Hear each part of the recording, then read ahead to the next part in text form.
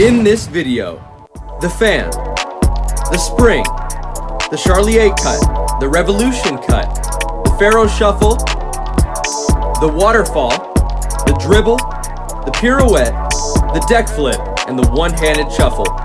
This is the Card Guy Tutorials. What's up guys? Today I'm going to be teaching you 10 beautiful card flourishes that everyone should know. These are all pretty basic moves in cardistry. Not that they're super easy, but they're definitely building blocks that eventually you build upon when you do some crazy cardistry. I can't wait for you guys to learn these. If you're excited, let me know by hitting that like button. Subscribe if you're new and want to see more of these, and turn on notifications so you never miss another one. Let's get into it.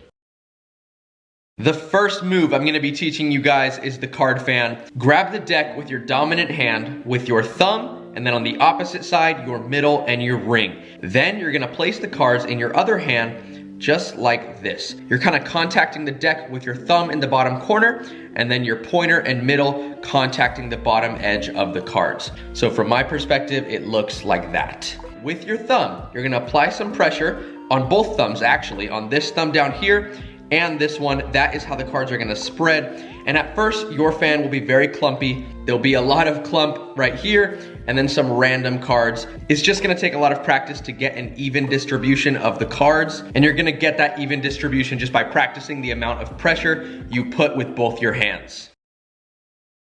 Our next move is the card spring. The card spring is one of those things that everyone loves to see. Oftentimes, if you're doing magic for someone and you do a card spring, everyone immediately thinks you're like the best magician ever. They ask you to do it again, and it's just a really cool feeling. Hold the cards in mechanic's grip like this, with your thumb on the side, pointer in front, pinky in back, middle ring on the other side like this. And this is in your non-dominant hand. Then, with your dominant hand, you're gonna come over to the deck. Thumb goes in the back corner right here, and then the rest of your fingers in the opposite corner, except for your pinky. Your pinky doesn't really have to do anything. Now, this is gonna take a lot of finger strength. You have to build it up. I remember practicing the spring. A tip I would recommend is maybe practicing with some cards and then working your way up to the whole deck. It's very hard, especially if you're younger. I know when I started Magic, I was 12, so it was really hard to apply enough pressure to the deck. But really, you're gonna want to apply pressure downwards so that the corners are bent like this. Okay? And then off of your thumb, you're gonna release some pressure so that the cards one by one spring off. So once again, you have your thumb back here, the rest of your fingers, except for your pinky, they go off your thumb. A lot of people think they go off the fingers. Typically they don't. You can do that, but typically the spring, the cards are coming off of the thumb side. And to catch, you maintain that grip you had at the beginning when you were holding the cards. It's just a little bit emphasized. So kind of like straddle your hand so that it makes a claw, because then the cards will stay. A lot of people make the mistake of just holding their hand flat, and then the cards are gonna fall back towards you and fall on the ground. You can start really close and eventually work your way to a bigger spring, and it'll look much cooler. Our next move, the Charlier cut, starts the exact same grip, just like this, except the only difference, you're gonna elevate the cards slightly. So notice they're not contacting my palm, I'm elevating them like this. It's almost like they're floating over my palm.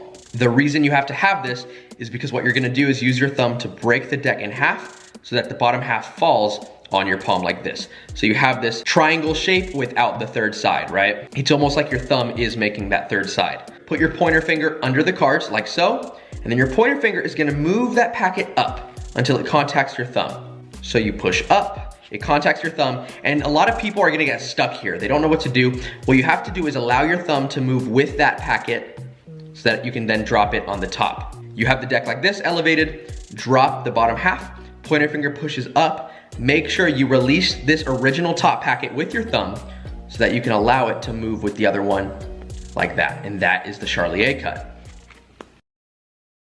Our next move is the Revolution cut, and the Revolution cut is kind of like a more advanced version of the Charlier cut. There's a few little differences, but it starts the same way, same exact way actually, like this, with the bottom half and top half separated. Same thing, triangle type shape, except here's what you're gonna do. Move your pointer finger to this side with your middle and ring. Then your ring finger is gonna go under like this, kind of like how in the Charlier cut your pointer finger went under. In this, your pointer finger goes with your other fingers, and then your ring goes under. Because what's gonna happen is you're gonna use your ring finger to push up, just like you did with your pointer, except it's gonna be at a weird angle. In the Charlier cut, everything is kind of at right angles. It all makes sense. With the Revolution cut, if you do it correctly, the the cards kind of should be at a weird angle. And the reason why is because when you push up with your ring finger, then you're gonna attach it to this packet. Then you use your pointer and your ring to rotate that packet like this. And then you drop it and you end like a Charlier cut. Once again, because this is much harder than the Charlier cut, this will definitely take practice. Lift up, pointer goes over here, ring finger pushes up until your ring finger is contacting this packet right here. Spin it with your pointer and ring, just like that. Now I'm gonna teach you the FARO shuffle. A FARO shuffle is just a cool way to shuffle the cards. It's actually a very exact shuffle. If you do it correctly, the cards could be perfectly alternating one by one. It doesn't have to be necessarily, but it's a really cool shuffle. It looks really nice, it's really smooth, and it looks kind of like this. You take the top half and put it like that in the other half, and then you do the bridge like that. So I'm gonna move over to show you a better angle of this. Basically, you're gonna have the cards like before. This is a pretty traditional grip that a lot of moves use. Now, take your dominant hand like usual and try to split it perfectly in half if you can. And basically, you're gonna maintain the same grip with this hand, but with this hand, it's almost like you're about to do a card fan, where your thumb is here and then middle and ring on the other side, except instead of being on the top, you can have it kind of towards the middle. Then put your pointer finger on top, and you want the cards the most flush you can. You don't want them all messy. You want them pretty fair and square, because what you're gonna do is attach this packet to this one like this. And then you're just gonna have to play around with pushing downwards with the top hand while pushing upwards with the bottom hand. It's gonna take some work, but eventually you will get it. A nice thing I like to do is take my bottom hand and use my pointer finger like this. It just keeps everything stable. I use my pointer finger and apply some pressure so that the cards can stay together as I kind of shimmy these cards into each other like that. And then once you're there, you can do a really cool bridge where you take your hand, grab the cards. You might have to have bigger hands for this, but then you bend downwards with your thumb and the rest of your fingers, really just your middle and ring, and then your thumb on the other side, and then release, and the cards bridge. The next flourish, called the waterfall, uses the FARO shuffle. So, just like I just taught you, do the FARO shuffle, and then what you're gonna do, once you have the cards FARO'd, you're gonna take the top half and twist it towards you like this. Then you have to re-grip, and this is an interesting re-grip. Here's what I'm gonna do. Once you have this, you're gonna turn it down, put your pointer finger in between the two, and then your thumb goes over here. Okay, so this is another one of those things you might have to have bigger hands for, but this is what it looks like. From here, you just kind of make a claw with your other hand, release the cards, and the cards will waterfall. You FARO the cards, take the top half, twist it towards you, basically adjust so that your pointer finger's in between the two, your thumb is over here, and then you put it like this, and drop the cards into your hand.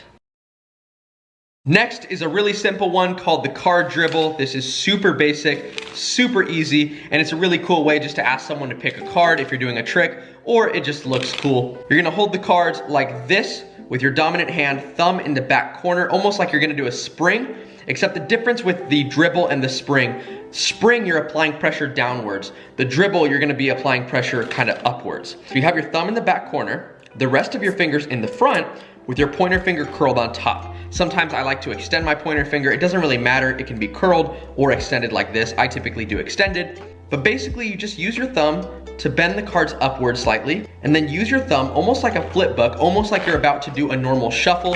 If you guys don't know how to shuffle cards yet, just a basic shuffle and bridge, I'll have a tutorial in the description of this video.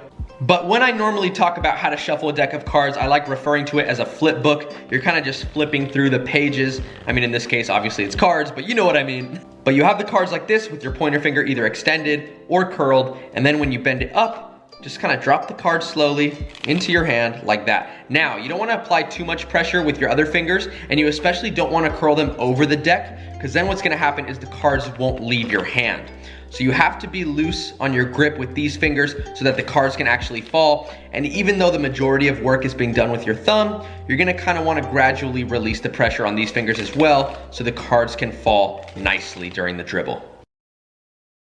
Next is the card pirouette. I love the card pirouette. It's like spinning a basketball, but with a card. People think it's so cool. Back in the day when I used to be my best at this, I was able to do it for 10 minutes straight. Now I can barely do it for 10 seconds, but it's still really cool. I assume if I practiced again, I could get it. But I'm just gonna show you how to spin it really quickly, just like that. It looks really cool. You're gonna balance the card on your middle finger, right in the dead center of the card. Put your middle finger like this, and then put your thumb on top. Then your pointer finger goes right above your middle, so you just have 3 points of contact. Your middle finger, your thumb, and your pointer. Then use your thumb and pointer to twist the card towards your palm, okay? And then as you do that, you're gonna release with your thumb and pointer so that it stays spinning on your middle. Now, at the very beginning of this, I don't expect it to spin nicely for you guys. When I was first starting, I just got it like that. It was a tiny little spin, and eventually it got better and better. Over time, it'll look better and you'll get it to spin faster and longer, and it's really awesome. So just practice that, really balance it on your middle finger, thumb goes on top, pointer up there, twist towards your palm, release, and it should spin, just like that. Next, we have the deck flip, which is really cool. People think this is super impressive because it is. You're gonna hold the deck like we always do in mechanics grip. Put your pointer finger under, curled underneath just like this. Put your thumb over the top corner like this. Now this is tricky. It's kind of hard to do slow-mo. I might not be able to do it slow motion, but I will explain what I'm doing as best as I can. Apply pressure downwards with your thumb and upwards with your pointer finger. And then as you kind of flick your wrist up, you're gonna release. That's what's happening slow-mo. Basically, you're flicking up with your pointer and your thumb. It's going like this. The opposing forces going up with your pointer, down with your thumb. Allow the cards to flip up and spin. You can just practice flipping it just like this to the opposite side as opposed to flipping it all the way over at first. Just practice like this. Just try to get it to flip to the other side and you will get it. So again, you have the deck like this. Pointer goes under. Apply the pressure down with your thumb, up with your pointer, and eventually you'll get the cards to flip. Like I said, it's kind of hard to do slow motion, but you get the idea. Have fun practicing that one for sure. All right, I saved the hardest one for last. This is the one-handed shuffle. I definitely do not expect you guys to be able to do this one right away, but I thought I'd teach you because it's a really cool thing and it's super rewarding once you get it. You're gonna hold the deck elevated, kind of like you're about to do a Charlier cut, just like this. Put your pointer finger to the other side. Take off half like this. So this is the position you're in. And then that bottom half with your thumb and pointer, you're gonna pull that out like this. And as you pull it out, you're gonna put your middle finger on top like this. So you're in this really weird grip. If you have smaller hands, this might be one of those things that you just have to keep practicing and it might not be even possible yet. If you can't do it yet, don't even worry about it. Just practice the other stuff, get really good at it. But here's how you do it anyways. You hold the deck like this, like I said, pull out, middle goes on top, and then your pointer finger is the point of contact between the two halves. Then you use your pointer finger and your thumb to merge these two packets. It's kind of like a one-handed FARO. That's kind of like what's happening. You shimmy this packet into this one, and then you move your pointer finger out of the way so that you can add the packets together like this. And then you bend upwards, and it's kind of like an upside down bridge, and the cards shuffle.